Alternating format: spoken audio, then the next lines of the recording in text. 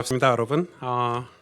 가을이네요. 10월입니다. 우리 옆 사람하고 인사 한번 할까요? 네, 건강한 10월을 보냅시다. 네. 영육간에 여러분 건강한 또 한 달이 되시기를 주님의 이름으로 축복합니다. 하나님께서 오늘 저와 여러분에게 주신 생명의 말씀은 창세기 37장 1절에서 36절까지인데 조금 길죠?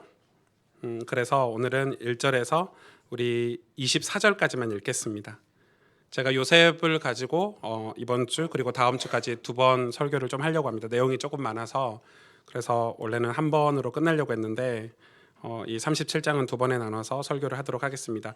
1절에서 24절을 제가 대신 봉독해 드립니다. 야곱이 가나안 땅 곧 그의 아버지가 거류하던 땅에 거주하였으니 야곱의 족보는 이러하니라. 요셉이 17세 소년으로서 그의 형들과 함께 양을 칠 때 그의 아버지의 아내들 빌하와 실바의 아들들과 더불어 함께 있었더니 그가 그들의 잘못을 아버지에게 말하더라.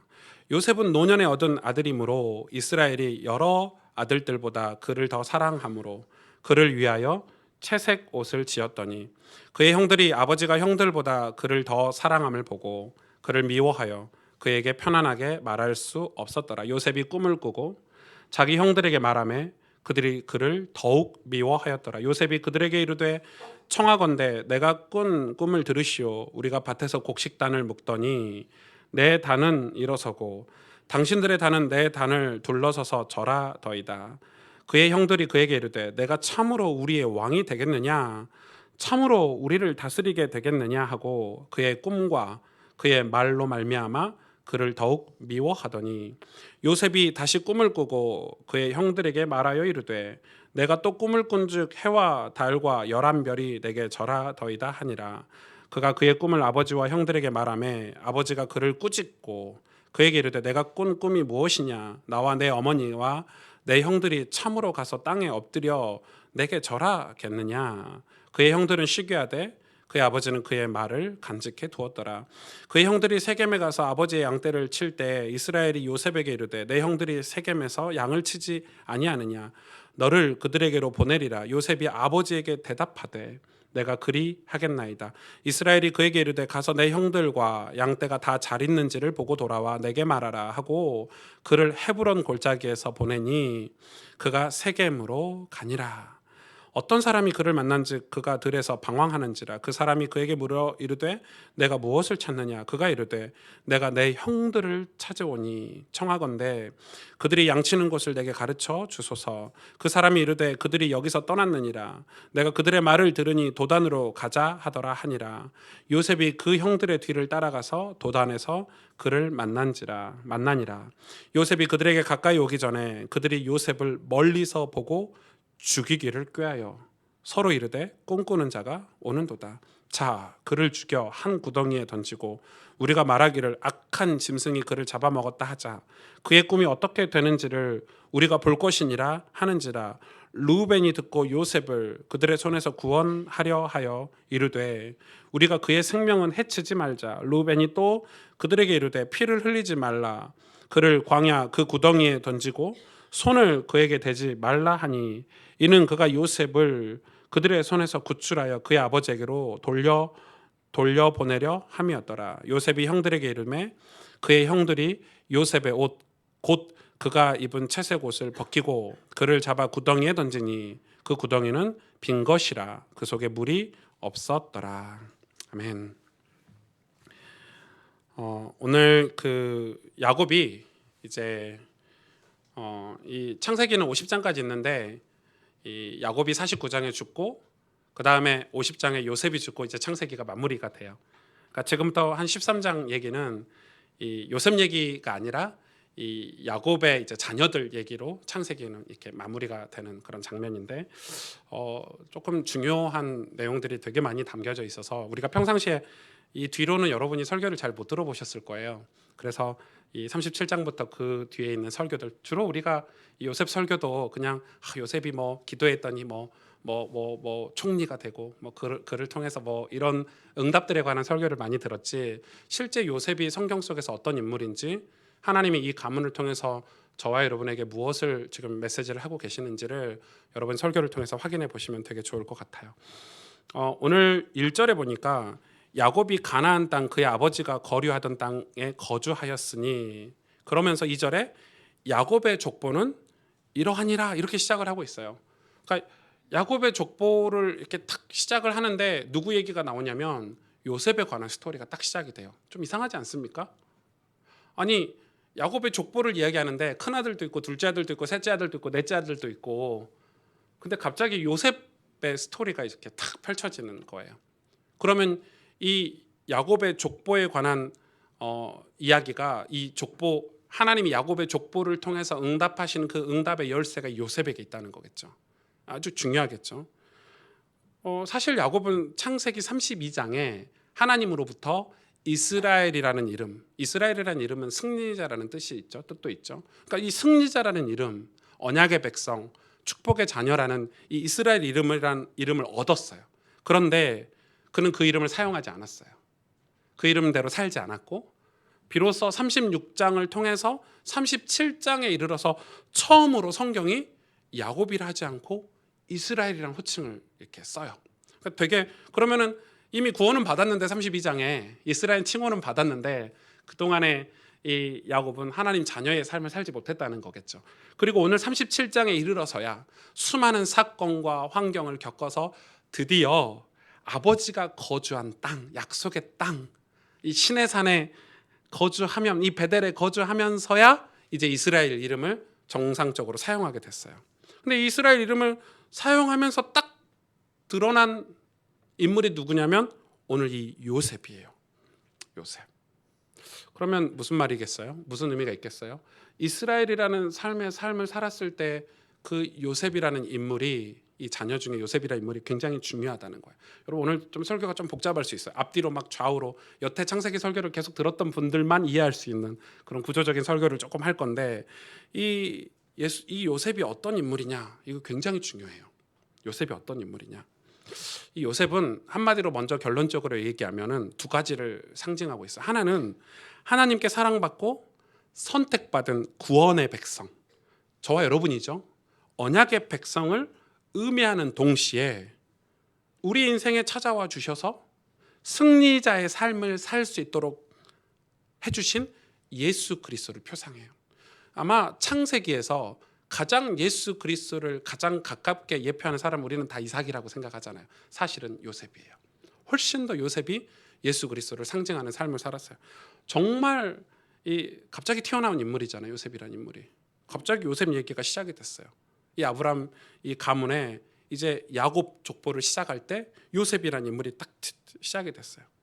그래서 따라서 이 창세기는 언약 백성들이 어떻게 살아야 함을 샘플로 보여줌과 동시에 예수 그리스도의 삶을 우리에게 보여주는, 그래서 우리도 사실 구원받은 하나님의 백성들이 예수님을 닮고 성화의 과정을 거쳐서 예수님처럼 이 땅에서 살아야 되는, 작은 예수로 살아야 되는 그런 꿈이 저와 여러분에게 있어야 되는데, 그게 바로 요셉의 삶을 통해서 우리에게 소망을 주신다는 거예요.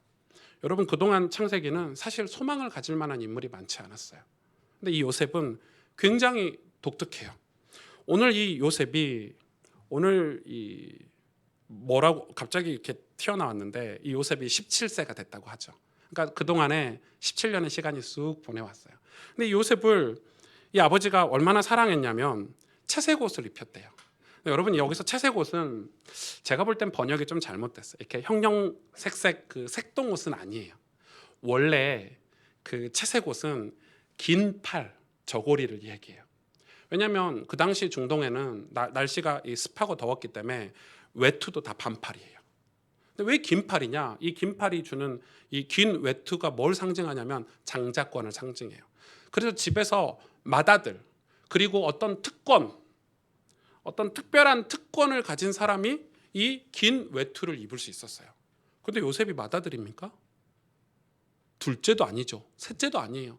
근데 오늘 성경은 단지 야곱이 그 요셉을 사랑해서, 그 요셉을 그냥 늦게 난 아들로 이렇게 사랑해가지고 요셉에게 이 외투, 이 색동옷을 입혔다고, 아니 채색 옷을 입혔다고 기록돼 있지만은, 사실은 이 요셉에게 뭐가 있었다는 거죠? 장자권과 또 뭐가 있었죠? 또 어떤 특권이 있었다는 거예요. 좀 이해가 안 돼요. 제가 성경을 보면서 제일 이해 안 되는 부분이에요. 아니 도대체 야곱이 갑자기 요셉에게 왜 이랬을까?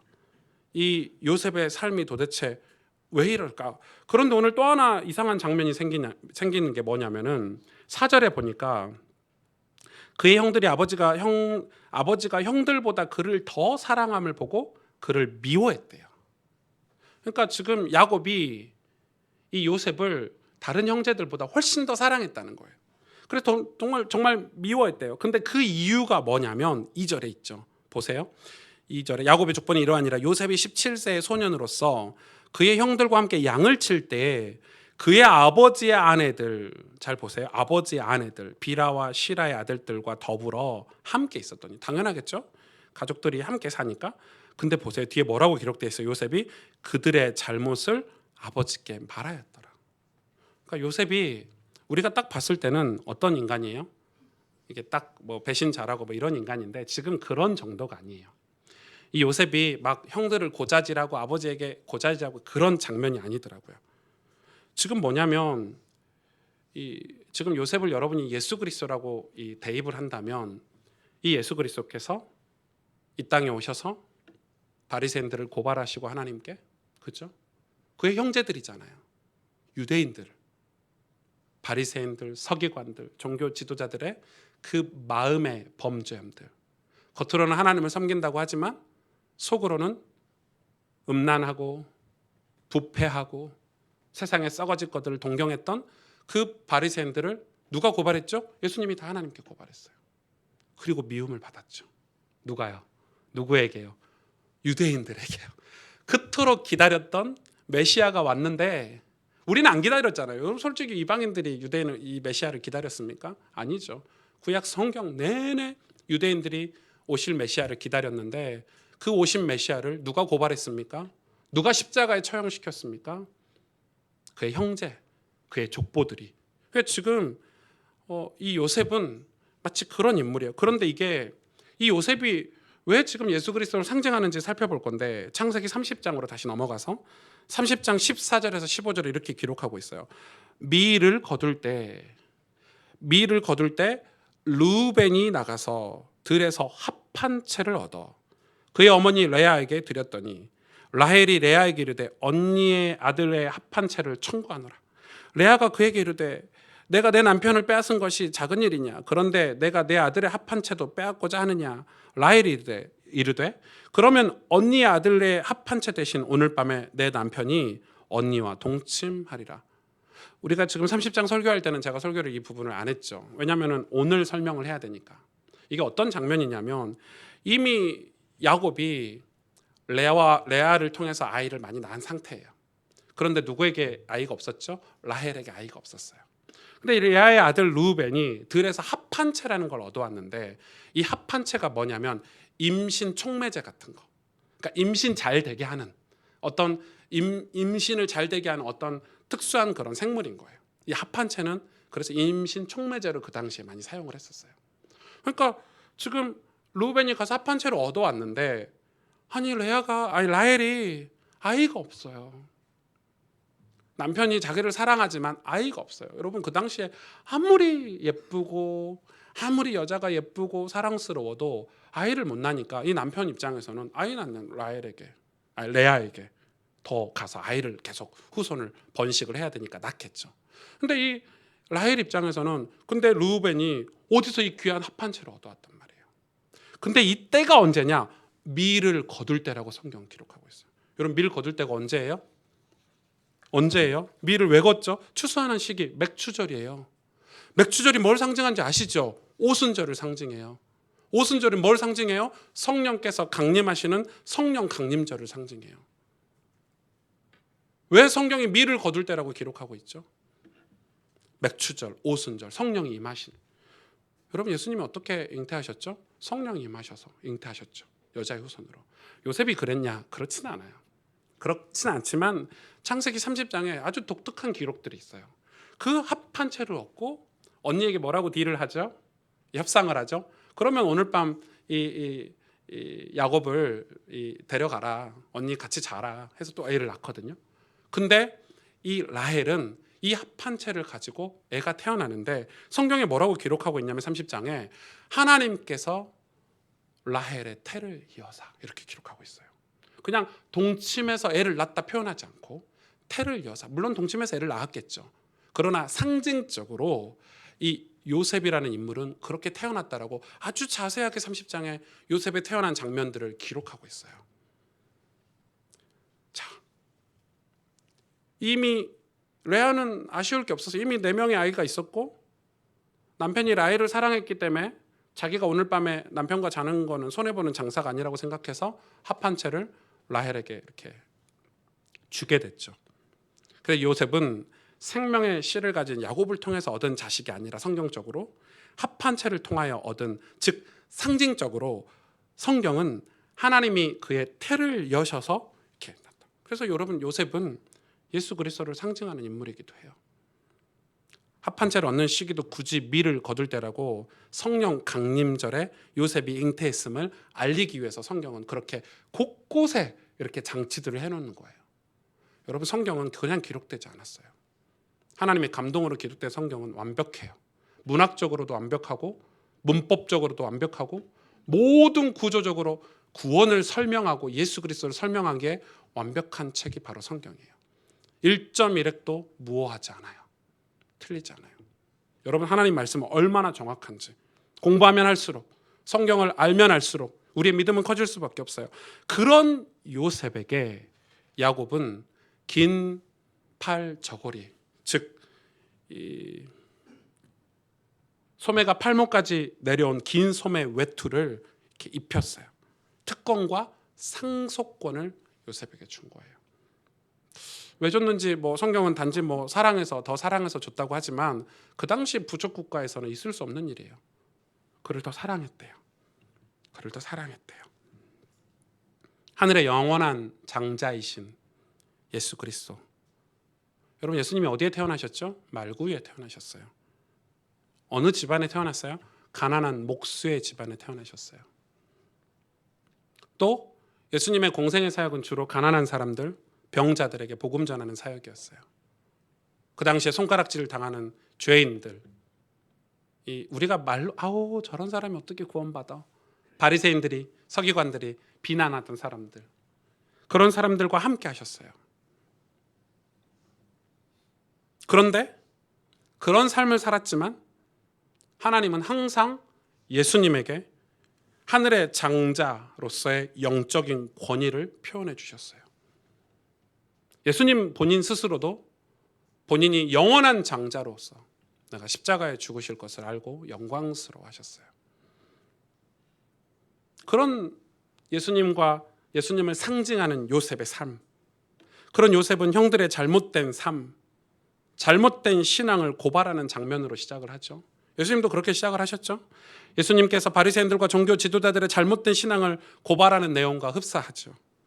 추악하고 외식적인 내면을 다 까발리셨어요. 독사의 자식들아 이랬거든요. 요셉이 형들의 그런 잘못된 삶들을 다 아버지께 고발한 거예요. 당연히 형들은 그로 인해서 엄청나게 요셉을 미워했죠. 그를 죽이려고 했죠. 제거하려고 했어요. 그것 때문에 요셉이 고통당했는데 요셉이 고통당했다고 표현이 되어 있는가요? 아니죠. 요셉은 그걸로 인해서 고통이지만 고통으로 여기지 않았어요. 오히려 형들에게 더 나아갔어요. 이 야곱과 같은 우리 인생에 가장 필요한 자가 누구인가요? 바로 요셉 아닌가요? 저와 여러분의 인생에 가장 필요한 인물이 누구인가요? 요셉 아닌가요? 더 정확히 얘기해 볼까요? 우리 인생에 가장 필요한 존재가 누구인가요? 예수 그리스도 아닌가요? 야곱이 이스라엘로 살 수 있었던 것은 그의 삶에 요셉이 있었기 때문에. 자, 이 도대체 요셉이 어떤 역할을 했는지 이번 주 다음 주에 설교를 통해서 확인할 텐데, 이 당시의 상황은 영적으로 굉장히 무기력한 시대였어요. 얼마나 무기력했냐? 야곱도 무기력했고 형들도 무기력했어요. 여러분, 영적으로 무기력하다는 것은 게으르다는 게 아니에요. 육신적으로 게으른 게 무기력한 게 결코 아니에요. 물론 그거하고 조금 어느 정도 연관은 있겠죠. 영적으로 무기력하면 육신적으로도 이렇게 조금 게으를 수 있겠지만 그게 이렇게 성립되지는 않아요. 굉장히 부지런하고 성공된 삶을 살아도 영적으로 무기력할 수 있어요. 제가 이번 달에 추천하는 존 비비어의 그 영적 무기력 깨기라는 책 꼭 사서 읽으시면 좋을 것 같아요. 제가 이번에 미국에 오가면서 비행기 안에서 이렇게 조금 두꺼운 책인데 갈 때 다 읽고 친구 선물 주려고 했는데 못 주고 올 때도 읽었어요. 다 좀 두꺼워서 시간이 안 돼가지고 되게 좋은 책이에요. 되게 좋은 책이고 거기에 그렇게 기록돼 있어요. 건강하게 산다는 것은 좋은 관계를 맺는 거다. 영적인 무기력은 좋은 관계를 맺지 않고 있다는 그러니까 예수님과 하나님과 좋은 관계를 맺고 있는 게 영적으로 깨어 있는 거예요. 그리고 믿음의 사람들과 또 건강한 공동체와 좋은 관계를 맺고 있는 게 영적으로 깨어 있는 거예요. 그런데 반대로 영적으로 무기력하다는 것은 하나님과 어떤 믿음의 공동체와 좋은 관계가 깨졌다는 거예요. 그거는 우리는 알 수 있죠. 우리 스스로 여러분 느낄 수 있죠. 여러분 하나님과 좋은 관계이십니까? 그래서 영적으로 무기력한 사람들은 그 특징이 뭐냐면 영적으로 굉장히 고독하고 외롭다는 것입니다. 그래서 고독하고 외로운 사람들이 그런 자신의 모습을 감추기 위해서 세력을 만드는데 그게 바로 바리새인들이라는 것입니다. 그게 바로 서기관들이라는 것입니다. 자기가 영적으로 무기력하다는 사실을 인정하지 못하고 어떤 세력을 만들어서 불신앙의 세력들을 만들어서 대항하는 거 하나님께. 굉장히 무섭죠. 그래서 그런 무기력한 이 가정, 이 무기력한 그런 상징으로 누가 오늘 기록됐냐면 형들입니다. 얼마나 무기력했으면 장자권을 하나님의 축복, 아버지로부터 축복권을 그 첫째, 둘째, 셋째, 넷째 다 놓치고 이 어린 요셉에게 17세가 된 이 어린 요셉에게 거의 막내 아닙니까? 이 베냐민 위에 바로 형이니까 요셉이 다 놓쳤을까요? 영적으로 무기력하다는 상징이 바로 이 야곱 가문의 형들입니다.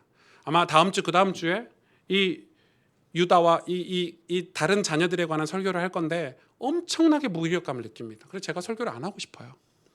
주로 이런 설교를 하면 내가 꼭 유다인가 막 이러면서 내가 꼭 이런 사람인가 이렇게 여러분이 이 포럼을 많이 하시는데 저도 희망되고 좀 소망된 설교를 하고 싶은 마음에 그래도 해야 되겠죠. 예. 본문을 하나도 놓치지 않고 다 설교를 할 예정인데 아무튼 이 요셉의 형들이 바로 무기력의 영적 무기력의 상징입니다. 베델에 살면서도 하나님의 약속의 땅에 살면서도 교회를 다니면서도 자기 자신이 영적으로 무기력하다는 사실을 모를 정도로 무기력한 겁니다. 그래서 겨우 한다는 짓이 동생이 이 어린 요셉이 자기들의 죄악들을 어떤 잘못된 신앙을 지적했을 때 회개하고 돌아오는 게 아니라 오히려 그를 죽이려고 하고 비난하고 저도 조금 그런 게 있더라고요. 나이가 많지는 않지만 이제 40대 중반이 됐지 않습니까? 저희 교회 전도사님들이 저하고 나이 차이가 좀 제법 납니다. 뭐 이제 20대니까 나이 차이 안 나는 것처럼 저도 스냅백 쓰고 청바지 입고 뭐 슬리퍼 끄고 이제 같이 다니려고 해도 사람들을 볼 때 아버지냐 뭐 이렇게 물어보기도 하고 이게 겉모양으로는 조금 나이가 든 것 같습니다. 근데 이제 이 친구들이 우리 전사님들이 무슨 얘기를 하면 여러분 기분이 좋아요 나빠요? 목사님 그런 거 좀 고치세요. 여러분 기분이 좋아요 나빠요? 그래서 저는 안 나빠요. 그게 은혜라고 생각해요. 왜냐하면 저는 혼자서 이 교회를 이끌어갈 수가 없어요.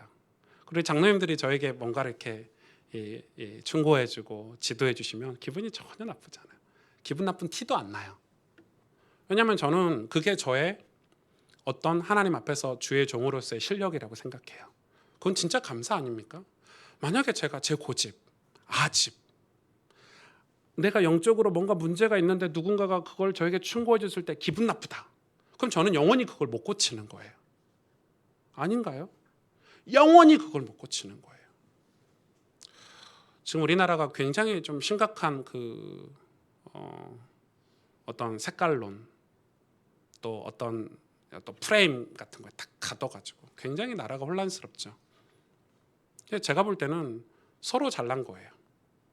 서로 잘났어요. 서로 손가락질하고 누구 한 사람 잘못했다, 죄송하다, 조금 건강한 이 생각을 가지면 그렇게 할 것 같아요. 그런데 아무도 그렇게 안 해요. 목회를 하면 할수록 고개가 숙여져야 되고 겸손해져야 되잖아요. 왜냐하면 하나님을 더 알면 알수록, 창조주 하나님을 느끼면 느낄수록, 구원에 관한 그 감사와 기쁨을 깨달으면 깨달을수록 우리 삶은 더 하나님 앞에 정직하고 진실하며 또 배려하고 용서하고 사랑하는 삶으로 바뀌어가야 되는데 왜 그렇지 않죠? 교만이라는 게 우리 삶을 침투하기 시작해요. 여러분, 우리 인생의 가장 큰 적은 사단 마귀가 주는 제1번 공격 무기는 바로 교만이에요. 성경에서 가장 많이, 거의 9대1 정도로, 나머지 다 합친 거를 1이라고 한다면 가장 경계하는 게 뭐냐면 그게 교만인데, 그 영적 교만이죠. 그 영적 교만이 우리를 무기력하게 만들어버려요. 아무것도 못하게 손발을 묶어버려요. 만약에 제 마음에 교만이라는 게 들어오잖아요. 그럼 저는 귀를 닫게 돼요. 보는 것도 제가 보는 것만 보게 돼요. 하나님이 듣게 하시는 거, 하나님이 보게 하시는 거 못 보고 못 듣게 돼요. 지금 영적으로 무기력한 시대는 바로 이 형들과 같은 모습이에요. 왜 이 땅에 아버지가 왔는지, 그 고생을 해서, 왜 도대체 베델에서 우리가 살아야 되는지. 오늘 이 형들은 자기들이 가고 싶은 곳에 가서, 세겜 땅에 가서, 나중에 도단에 가서, 이렇게, 그건 다음 주에 제가 자세히 설교를 하겠지만, 이 형들은 이 영적으로 무기력했기 때문에 이 안에서 하나님을 섬기고 예배하고 또 하나님의 제단을 쌓고 이런 삶들과 전혀 다른 삶을 살았어요. 교회를 다니면서도 그럴 수 있다는 거예요. 주일날 교회 다니는 사람들은 그럴 수 있다는 거예요. 교회를 세우고 내 삶에서 예배를 세우는 삶과 교회를 다니는 삶은 다른 거예요. 요엘서 2장 28절에 이렇게 기록하고 있어요. 그 후에 내가 내 영을 만민에게 부어주리니 너희 자녀들이 장래일을 말할 것이며 너희 늙은이들은 꿈을 꾸며 너희 젊은이들은 이상을 볼 것이며. 하나님이 영을 부어주시는데 이 영을 부어주는 거에 대한 어떤 증거가 무엇이냐? 꿈을 꾼대요. 이상을 볼 것이래요. 무슨 꿈이냐? 32절에 누구든지 여호와의 이름을 부르는 자는 구원을 얻으리니 이는 나 여호와의 말대로 시온 산과 예루살렘에서 피할 자가 있을 것이며. 아멘. 어떤 꿈이냐? 어떤 비전이냐? 구원에 관한 비전. 여러분, 이 요셉은 뭘 꿈꾸고 있었죠? 여러분, 요셉이 뭘 꿈꿨죠? 놀라운 일 아닙니까? 만약에 이 집에 요셉이 없었으면 이 가문 어떻게 됐을까요? 우리는 알죠. 기근으로 다 죽었어요. 야곱 가문은 끝났어야 돼요. 엄청난 흉년이 들이닥쳐서 이스라엘 전체가 다 굶어 죽게 생겼어요. 이 땅이 황폐해서 영적으로 다 죽게 생겼어요. 그런데 하나님이 그 야곱 가문에 요셉이라는 인물을 보내주셨어요. 우리가 복음을 모르고 교만과 오만 속에서 종교 성전도 짓고 종교 생활도 하면서 또 그러면서도 우리 뜻대로 우리 마음대로 이기심을 다 가져다가 신앙생활하는 그 바리새인들에게 누가 오셨죠? 예수 그리스도가 오셨어요. 이스라엘이 로마에 멸망하고 영적으로 사단의 노예가 되는 그것을 하나님 아시고 예수 그리스도에게 보내주신 거예요. 요셉은 그런 역할로 이 야곱 가문에 태어났어요. 하나님 보내셨어요. 여러분 인생에 예수 그리스도가 찾아오셨습니까? 그게 얼마나 값진 줄 아십니까? 그게 얼마나 놀라운 일인 줄 아십니까? 요셉은 그 꿈을 꿨단 말이에요. 그래서 그 꿈을 계속 얘기하잖아요. 아버지에게 얘기하고 형들에게 얘기하고. 형들이 듣습니까? 안 들어요. 아버지가 듣습니까? 뭐 마음에 조금 담았는데 사실은 마음에 담은 거는 사랑해서 조금 담은 거지 이해하고 담은 건 아닌 것 같아요. 그래서 그 형들이 그 형들을 도우려고 목축지에 찾아오는 이 요셉을 멀리서 보고 아야 조롱하면서 꿈꾸는 자가 온다. 예수님 보고 이스라엘 백성들이 그랬잖아요. 유대인들이 그랬잖아요. 아, 제가 왕이래. 유대인의 왕이래. 야, 십자가에 왕관 걸어줘. 왕관 걸어줘. 이게 써서 붙여줘. 유대인의 왕. 실제 예수님 십자가 죽은 십자가 위에 뭐라고 써붙였죠? 유대인의 왕이라고 써서 붙였죠. 그리고 가시나무로 왕관을 만들어서 걸어줬죠. 완전 조롱 아닙니까? 요셉을 그렇게 조롱했어요. 이사야 53장 1절에서 6절에 그러나 요셉은 어떤 꿈을 꿨습니까? 예수님은 어떤 꿈을 꾸셨습니까? 우리가 전한 것을 누가 믿었느냐? 여호와의 팔이 누구에게서 나타났느냐? 그는 주 앞에서 자라나기를 연한 순 같고 마른 땅에서 나온 뿌리 같아서 고운 모양도 없고 풍채도 없은즉 우리가 보기에 흠모할 만한 아름다운 것이 없도다. 그는 멸시를 받아 사람들에게 버림을 받았으며 강고를 많이 겪었으며 질고를 아는 자라. 마치 사람들이 그에게서 얼굴을 가리는 것 같이 멸시를 당하였고 우리도 그의 글을 귀히 여기지 아니하였도다. 그는 실로 우리의 질고를 지고 우리의 슬픔을 당하였거늘 우리는 생각하기를 그는 징벌을 받아 하나님께 맞으며 고난을 당한다 하였노라. 그가 찔림은 우리의 허물 때문이요 그가 상함은 우리의 죄악 때문이라. 그가 징계를 받음으로 우리는 평화를 누리고 그가 채찍에 맞음으로 우리는 나음을 받았도다. 우리는 다 양 같아서 그릇 행하여 각기 제 길로 갔거늘 여호와께서는 우리 모두의 죄악을 그에게 담당시키셨도다. 하나님은 야곱이 이스라엘로 살아갈 때 요셉을 그에게 등장시키셨습니다. 저와 여러분이 믿음의 삶을 살 때 예수 그리스도께서 우리 삶에 등장하실 것입니다. 여러분의 가정도 구원하실 것이고 여러분 가정의 기근과 고난과 재앙을 거기서 우리를 건져주실 분으로 그리스도의 일을 그때부터 하실 것입니다. 우리가 베델 땅에 머물러서 제단을 쌓고 이스라엘로 살아갈 때 하나님은 요셉을 등장시키신 것처럼 예수 그리스도를 우리 삶에 등장시키실 것입니다. 그가 어떤 일을 하셨습니까? 우리는 모릅니다. 이 형들은 기근이 닥칠 걸 생각도 못했습니다. 그 기근을 막을 힘도 없습니다. 영적으로 무기력해서. 요셉이 그 가정과 가문을 구원하기 위해서 노예로 팔려갔고 온갖 질고를 당했고 채찍을 맞았고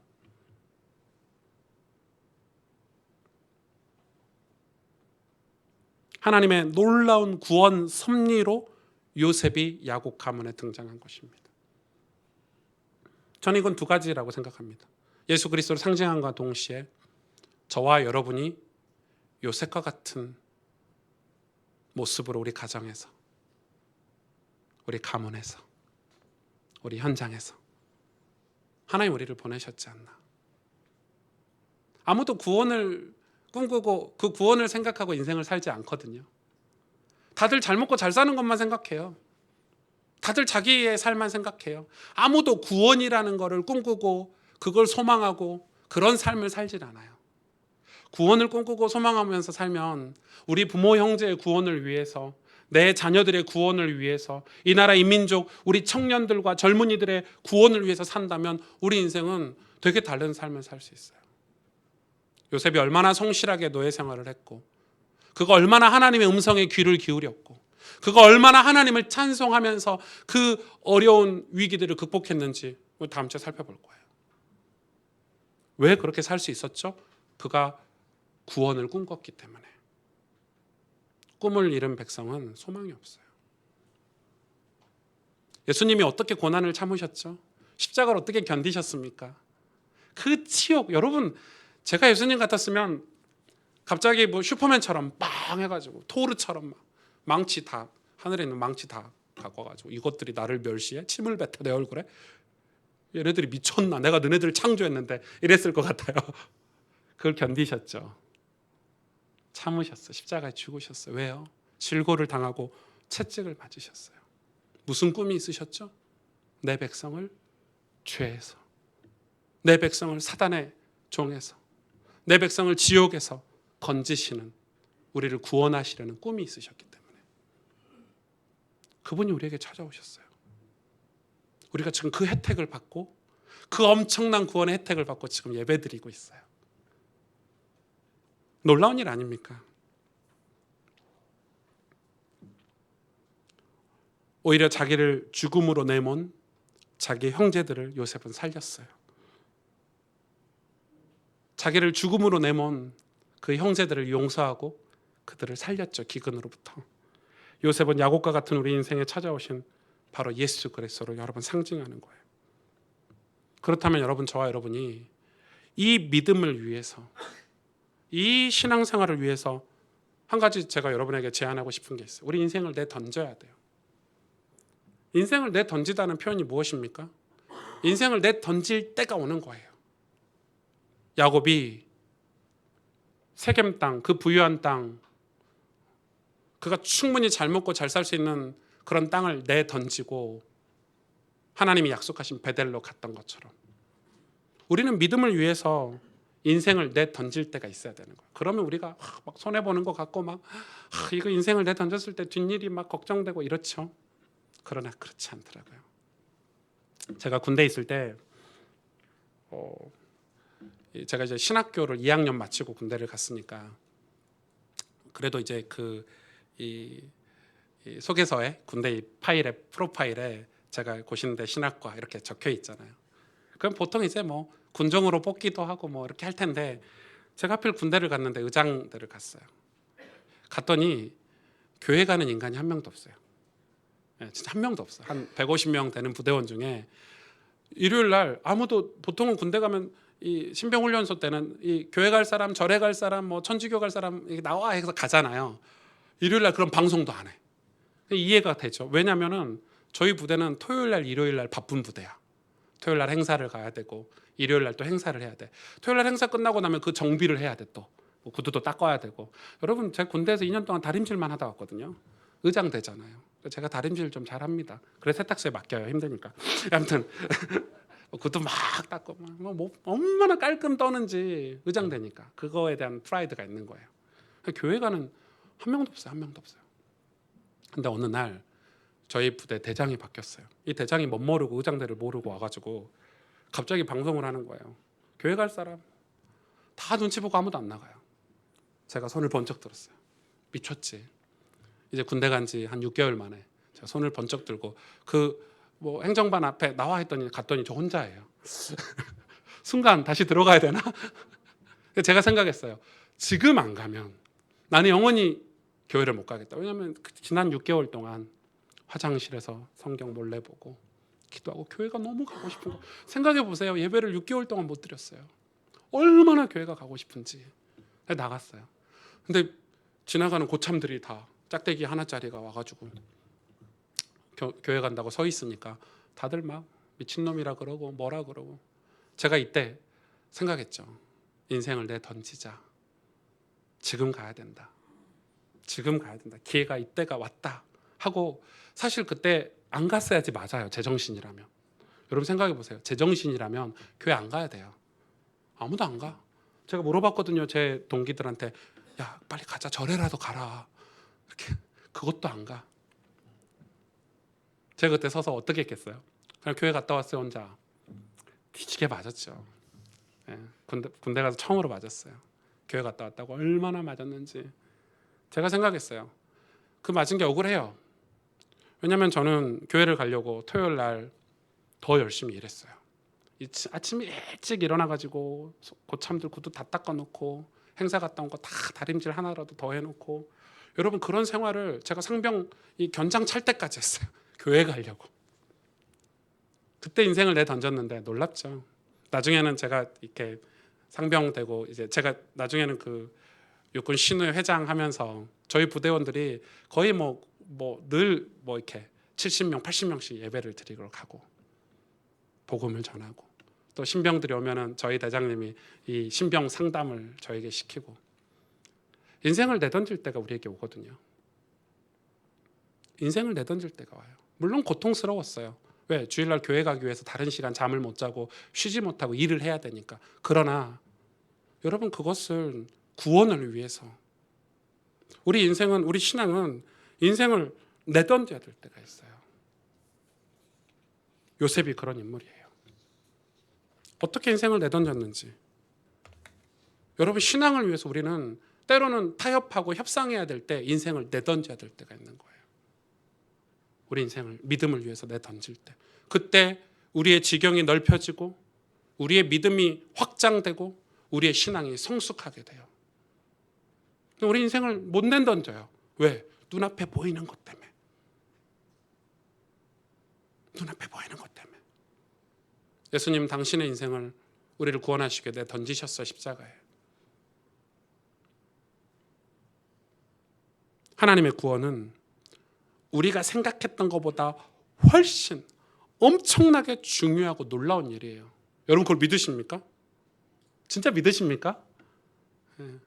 우리가 뭐 병에 안 걸리고 뭐 돈 좀 벌어갖고 집 사고 우리가 좀 좋은 관계로 조금 이렇게 사는 것보다 몇 천 배, 아니 그걸 비교할 수가 없죠. 구원받는 거는 놀라운 일이에요. 아마 여러분이 나중에 이렇게 죄송합니다. 돌아가시고 나면 알 거예요. 내가 예수 믿어가지고 지금 천국에 있구나. 여러분 부모 형제가 건강하게 잘 사는 것보다 훨씬 중요한 게 무엇인 줄 아십니까? 예수 믿는 거예요. 여러분 자녀들이 서울대 가고 뭐 엄청난 성공을 이룬 것보다 더 중요한 게 무엇인 줄 아십니까? 신앙생활하는 거예요. 구원을 안다면 우리는 그 구원을 두고 우리 인생을 내던질 수 있어야 돼요. 여러분 인생을 내던져야 돼요. 그래서 신앙생활은 종교적으로 기독교인이다, 교회 다닌다는 의미가 아니라 예수 그리스도의 놀라운 구원의 소식을 가지고 소유하고 산다는 의미예요.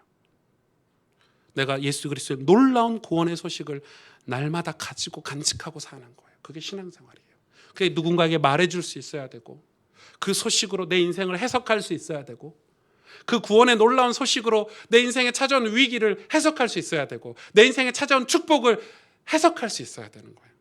놀라운 구원의 소식을 간직하고 가지고 사는 게 신앙생활이에요. 교회 다니는 게 아니에요. 내 종교가 기독교입니다가 아니에요. 여러분 놀라운 구원의 소식을 소유하고 살고 계십니까? 그걸로 기업을 하고 운영하고 회사 생활을 하고 가정을 끌어가는 거예요. 그거 기독교인의 사명이고 소명이에요. 그것을 위해서 믿음을 선택해서 사는 걸 신앙생활이라고 그러는 거예요. 믿음을 선택해서 살면 고통이 있을 수 있어요. 사회적으로 격리를 당할 수 있어요. 요셉처럼.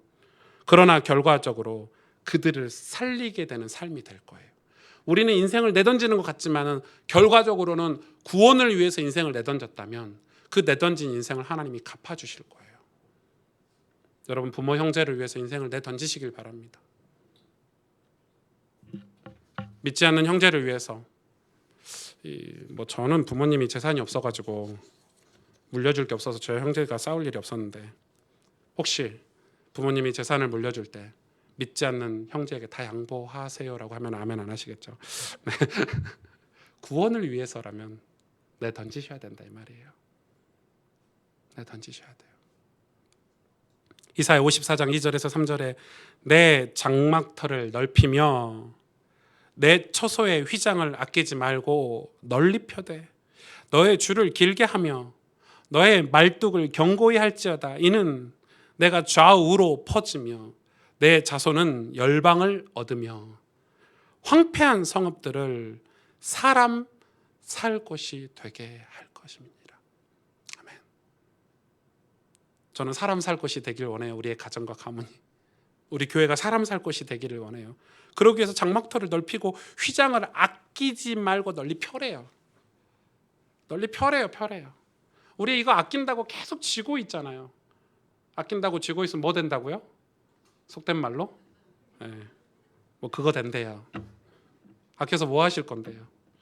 장막터를 넓히래요. 장막터는 무엇입니까? 우리의 삶의 이 예배 터전 아닙니까? 휘장을 아끼지 말고 널리 피래요. 펼치래요. 말뚝은 견고하게 뿌리를 내리래요. 믿음을 위해서 장막터를 넓히고 휘장을 아끼지 말고 펴고 말뚝을 견고히 하라는 건데 이게 무엇입니까? 그래야 내 가정과 우리 부모 형제를 기근에서 구원할 수 있는 것입니다. 우리의 믿음은 그래서 뭘 향해야 됩니까? 이 장막터는 교회를 상징하거든요. 구약에. 많은 사람들이 교회를 다니기만 합니다. 교회 다니는 사람은 절대 쓰임 받을 수 없습니다. 교회를 세우는 사람이 이 시대에 없거든요. 여러분, 우리는 교회를 세우는 사람이 돼야 됩니다. 요셉은 교회를 세우는 사람이었습니다. 이사야도 마찬가지입니다. 요즘 교회가 엄청나게 위기라고 합니다. 실제로 그런가 제가 살펴봤더니 인간의 잘못, 목회자의 잘못, 성도들의 잘못, 이 인간들의 잘못과 동시에 영적인 공격으로 인해서 교회들이 굉장히 문을 닫고 있습니다. 장막터가 줄어들고 있습니다. 휘장을 펼쳐야 되는데 휘장이 펼칠 기회가 없어지고 있습니다. 말뚝을 견고하게 박아야 되는데 땅이 우리의 말뚝을 받아두지 않는 시대가 됐습니다. 교회가 얼마나 욕을 먹고 있는 줄 아십니까?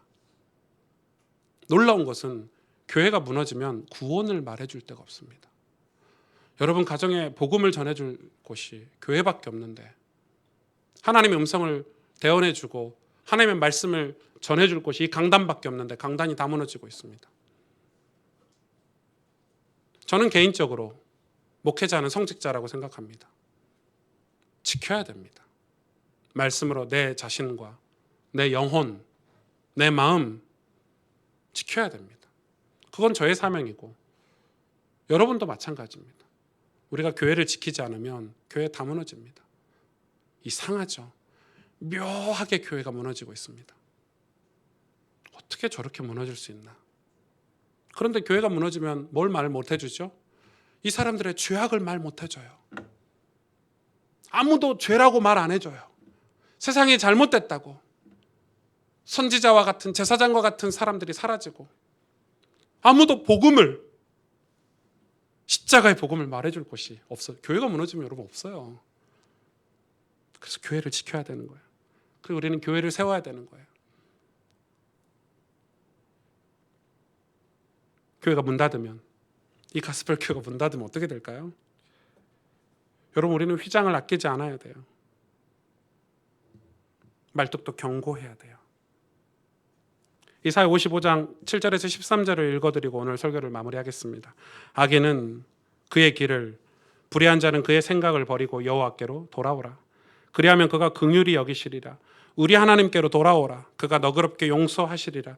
이는 보세요. 내 생각이 너희 생각과 다르며 내 길은 너희 길과 다름이니라. 다르죠. 십자가의 길이 완전 달라요. 요셉의 길이 완전 달랐어요.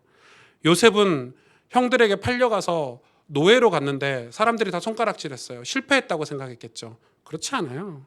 여호와의 말씀이니라. 이는 하늘이 땅보다 높음 같이 내 길은 너희의 길보다 높으며 내 생각은 너희의 생각보다 높음이니라. 이는 비와 눈이 하늘로부터 내려서 그리로 되돌아 가지 아니하고 땅을 적셔서 소출이 나게 하며 싹이 나게 하며 파종하는 자에게는 종자를 주며 먹는 자에게는 양식을 줌과 같이 내 입에서 나가는 말도 이와 같이 헛되이 내게로 되돌아오지 아니하며 말씀을 성취하시겠다는 거죠. 나의 기뻐하는 뜻을 이루며 내가 보낸 일에 형통함이라. 12절 너희는 기쁨으로 나아가며 평안히 인도함을 받을 것이요 산들과 언덕들이 너희 앞에서 노래를 바라고 들의 모든 나무가 손뼉을 칠 것이며 무엇입니까? 예수님의 십자가 사건을 얘기하는 것입니다. 13절 이거 같이 읽어볼까요? 너무 중요해서 시작. 잣나무는 가시나무를 대신하며 나며 화석류는 찔레를 대신하여 날 것이라. 이것이 여호와의 기념이 되며 영영한 표징이 되어 끊어지지 아니하리라. 아멘. 가시나무 같은 우리 인생, 찔레 같은 우리 인생, 죄악으로 가득한 우리 인생, 교만과 오만과 독선으로 가득한 우리 영혼, 잣나무로 대신하게 하고 화석류로 찔레를 대신하게 하겠대요. 우리는 믿음을 위해서 우리 인생을 내던져야 되는데 이 요셉으로 인해서 이 가문이 완전 다 살아나게 되죠. 그래놓고 창세기가 끝나요.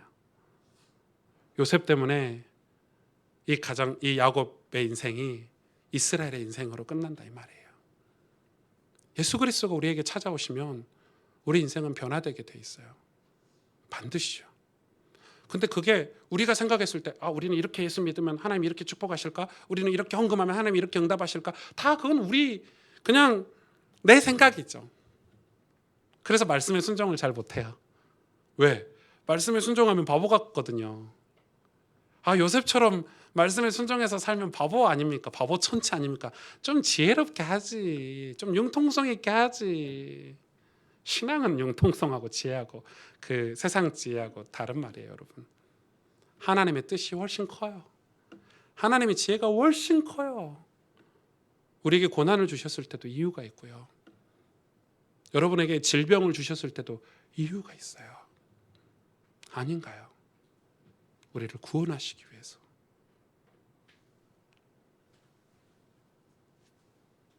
내가 왜 질병이 있지? 왜? 내가 질병이 안 생기면 평생 우리 자녀들을 위해서 기도 안 하니까. 늘 자녀들의 육신적인 성공만 기도하지 우리 아이들의 기도를. 우리 부모님이 예수를 믿지 않아요. 그건 되게 아무 문제가 없어. 그건 재앙이에요, 재앙. 막 예수 안 믿는데 잘 먹고 잘 살아. 그건 재앙 중에 재앙이에요. 아닌가요? 저는 우리 가스펠 가족들이, 여러분의 가정과 가문이 진짜 하나님을 예배하고 찬송하고, 그리고 우리가 모두가 다 천국에서 우리 가족이 하나님을 찬송하고 찬양하고 그런 영광스러운 때를, 그래서 우리가 이 땅에서 이 예수 그리스도가 내게 찾아오신 것 같이 우리가 그 예수님을 믿어서 요셉과 같은 삶으로, 예수 그리스도와 같은 삶으로 살기를, 우리가 그 거룩을 꿈꾸고 그 구원을 꿈꾸고 그 구원의 소식을 꿈꾸고 사는 것이 진짜 우리가 살아야 될 신앙생활이라 이 말입니다. 우리가 이 땅에서 살면 얼마나 살겠습니까? 우리가 이 땅에서 부귀영화를 누리면 얼마나 누리겠습니까, 여러분? 여행을 가면 얼마나 다니겠습니까? 잣나무가 가시나무를 대신하고 화석류가 찔레를 대신하는 축복이 있기를 원합니다. 예수님이 우리 인생을 대신하실 것입니다. 우리를 대신해서 죽으셨고, 우리를 대신해서 고통을 당하셨고, 우리를 대신해서 고난을 당하셨습니다. 다음 주에 말씀 나누겠지만 야곱의 형들은, 요셉의 형들은 아무 고난도 안 당하고 기근을 피했습니다. 요셉 때문에. 여러분, 우리가 그렇지 않습니까? 우리가 죽어야 되는데, 우리가 십자가에 매달려야 되는데 우리 대신 예수님이 대신 죽으셨습니다. 그게 은혜입니다. 그 은혜를 알고 우리가 사는 것입니다. 형들은 상상하지도 못했습니다. 기근에서 자신들을 건져낼 친구가 지금 내가 구박하고 괴롭히고 사라져 버렸으면 했던 요셉인 줄 생각도 못했겠죠. 혹시 여러분 예수님이 싫으신가요? 예수님을 구박하고 계시고 교회를 구박하고 예배를 구박하고 계신가요? 그러지 마시길 바랍니다. 네. 오늘 우리가 이 믿음을 위해서 우리 인생을 내던지는, 인생을 내던진다는 표현이 무슨 표현인지 여러분 다 이해하시죠? 믿음을 선택하십시오. 예수님을 선택하십시오. 그래야 우리 부모 형제를 구원할 수 있고 이 한 시대를, 세대를 구원할 수 있습니다. 여러분이 다 어떤 선택의 기로에 있을 거 아닙니까? 뭔가를 선택해야 될 때 믿음을 선택하시고 예수 그리스도를 선택하십시오. 구원의 소식을 선택하십시오. 내가 우리 부모님을 구원하시기 위해서 좀 손해보지만은 여러분 믿음의 삶을 선택하십시오. 하나님 여러분 가정을 구원하실 것입니다. 여러분을 통해서 구원의 소식이 전달되는 그런 복된 삶을 살게 하실 것입니다. 기도하겠습니다.